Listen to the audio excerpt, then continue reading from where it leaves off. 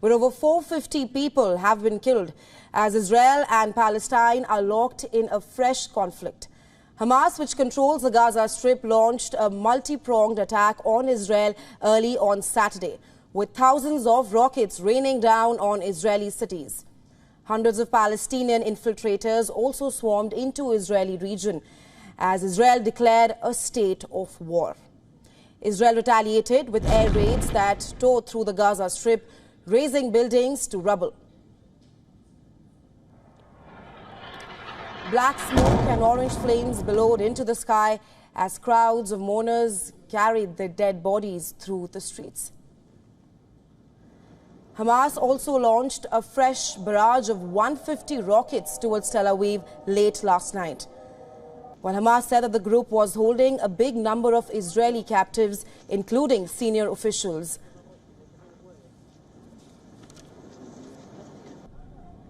Reports quote Hamas officials saying that the group had enough captives to make Israel free all Palestinians.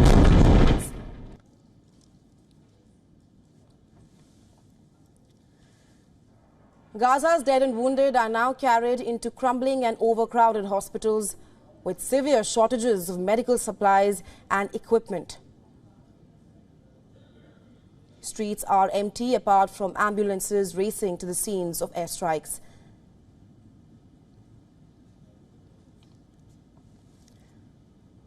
Israel has cut the power, plunging the city into darkness. While India and other countries of the West, including the United States, denounced the Palestinian attack and pledged support for Israel.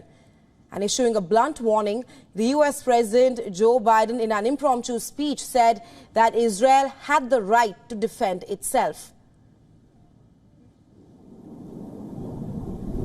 Iran, meanwhile, has expressed support for Hamas. Across West Asia, there were demonstrations in support of Hamas, with Israeli and U.S. flags set on fire in marches waving Palestinian flags in Iraq, Lebanon, Syria and even Yemen.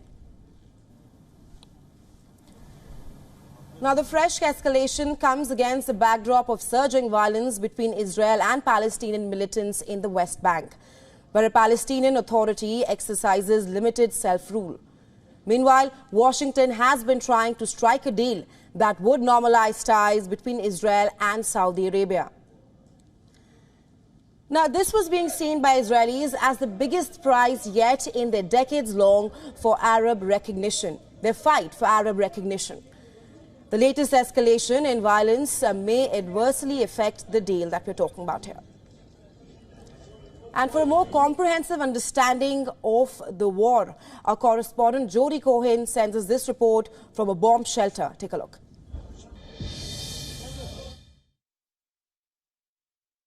The siren has gone off. I don't know if you can hear in the background what's going on. I'm going into the shelter now, and I expect that it won't just be Renana going into the shelter. Now, can somebody just shut the door? Sorry, I'm just absolutely shaking now. We're now in the shelter with my family, and guys, weren't expecting this. This is the, we've had, people are in and out of the shelters all day across Israel.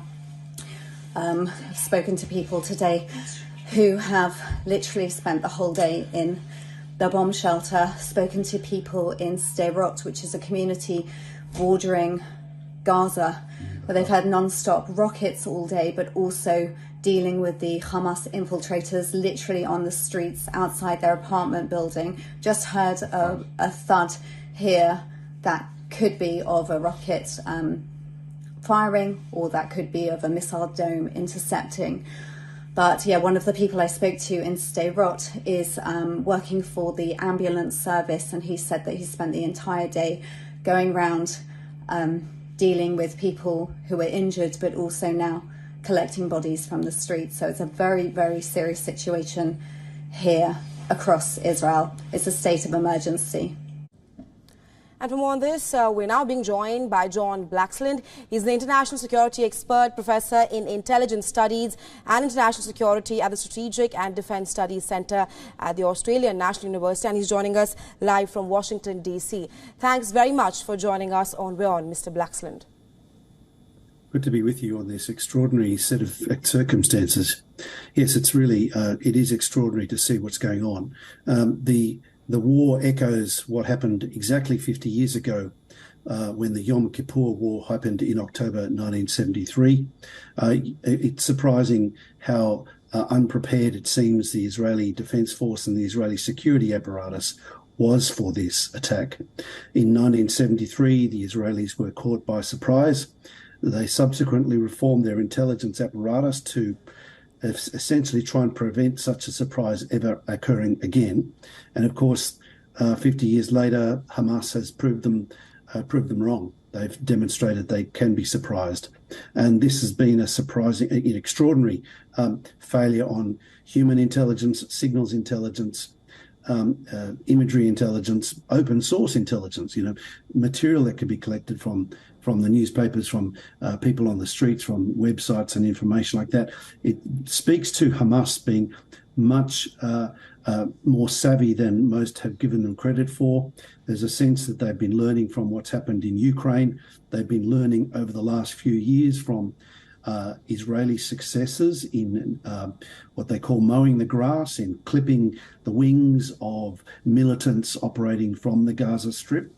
And they have refined their procedures. And of course, they've been actively supported behind the scenes by Iran, that has been providing them with munitions and support and financial and military support to enable them to prepare for this day, for this extraordinary day, where they've launched a very big surprise attack.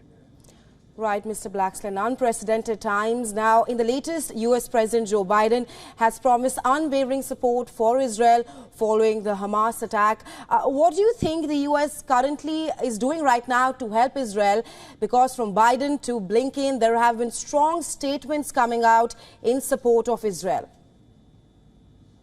So that's right, and it is principally about diplomatic and economic support. Israel is quite robust. It's well able to support itself. And in terms of munitions, this is not the kind of war of 1973. This is not the conventional war of old. This is war amongst the people. This doesn't require masses of ordnance. This requires a much more deft approach. Israel is actually very well equipped to handle this. But of course, the danger is that this war could actually expand considerably further. We know that Iran has been actively supporting Hezbollah in Lebanon to the north of Israel. And of course, in Syria, the Iranians have been active as well. So the Israelis face significant threats, not just in and around Gaza and from the missiles fired into Israel from there and the operatives now loose and causing havoc in southern Israel. They need to be mindful of the risk of the war escalating with a potential similar kind of rocket barrage coming out of Hezbollah. We know that southern Lebanon is absolutely like a powder keg. It's got masses of armaments, precision munitions, and ballistic missiles that the Hezbollah forces have acquired through Syria from Iran, and that is deeply worrying. So when Benjamin Netanyahu thinks about what he can do in response, he has to be mindful of what could happen if he commits too many of his forces into responding to the situation in Gaza. Right, Mr. Blaxland, Israel has now launched Operation Iron Swords, but critical analysis of this conflict is happening at real time, with some experts calling this a colossal intelligence failure on part of Israel. What is your assessment of this? This is a huge disappointment for the, erstwhile lauded intelligence apparatus of Israel. Israeli intelligence has been world-renowned for its expertise in staying one step ahead of its adversaries, and Hamas has humiliated the Israeli intelligence apparatus as a result of this incident. So there's no question that this is deeply humiliating. There's a deeper question here too about why Hamas is doing this, because we know, everybody knows that Israel has the capability to cause enormous damage to Hamas and to seek retribution on those who've launched this attack, it might take some time for this to unfold completely. So you have to ask yourself, well, why would Hamas be doing this? It's very clear that with the Abraham Accords, Israel has been very effective at mustering support and defusing the criticism of a number of the states in the Middle East and North Africa, stretching from Morocco across to Jordan and south to Egypt. And so for Hamas, they've been the strong holdouts for recognising Israel. There was talk about Saudi Arabia possibly recognising Israel and coming to a peace agreement. Hamas has been trying to unsettle that, prevent that from happening, and to basically rail against any reconciliation between Israel and the Islamic world in the Middle East. And the question now is, will the government of Benjamin Netanyahu react savagely enough to warrant the Hamas's investment in the cause? In other words, have they triggered enough reaction from Israel to engender the kind of shock and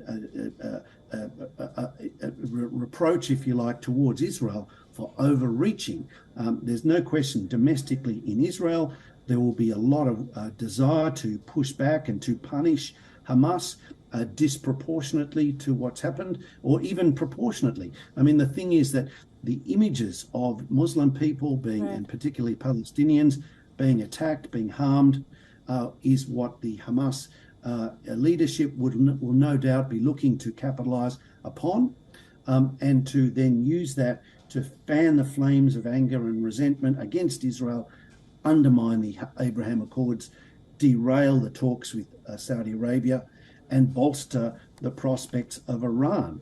And this is the other thing that's really unsettling, because the ramifications go well beyond the Gaza Strip. They go well beyond Israel. They go well beyond the bounds of the neighbouring states to Iran. And of course, we know Iran has been actively involved in supporting Russia. So the connections, the knock-on consequences of this conflict are profound. Right, Mr. Blackstone, I was just coming to that the speculation also grows regarding the timing of this attack.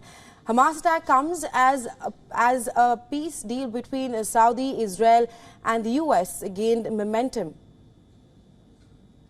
That's right. And so this is, I think, the most compelling reason for why Hamas has timed this for now.